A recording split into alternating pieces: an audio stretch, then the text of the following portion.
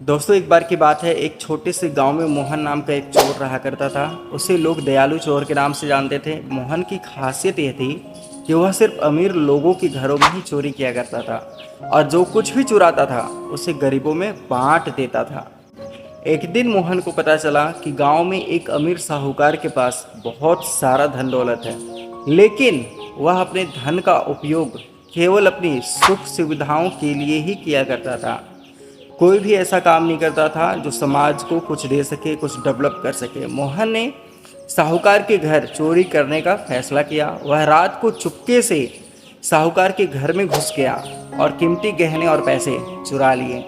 अगले ही दिन जब गांव के लोग जागे तो उन्होंने देखा कि मोहन ने चुराए हुए धन से गांव की स्कूल की मरम्मत करवा दी है और गरीबों को भोजन और कपड़े बांटे हैं। सभी लोग मोहन की इस हरकत से हैरान थे, लेकिन मोहन का दिल अब काफ़ी डिस्टर्ब रहने लग गया था। वो जो काम कर रहा था उसे उस काम में खुशी नहीं मिल रही थी। उसने सोचा कि चोरी करना गलत है, चाहे नियत कितनी भी अच्छी और साफ क्यों ना हो। उस रात वह साहूकार के पास गया और अपनी सारी चोरी की हुई संपत्ति उसे वापस कर दी।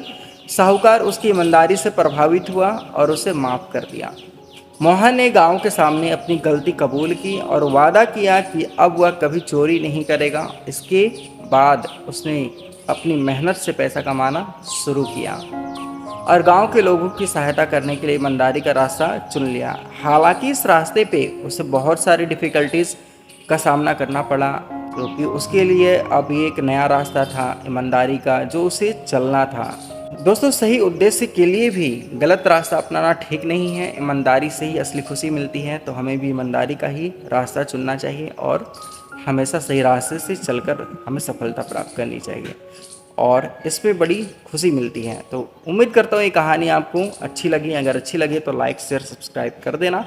मिलते हैं एक और एक्साइटिंग कहानी के साथ, तब तक के लिए जय हिंद।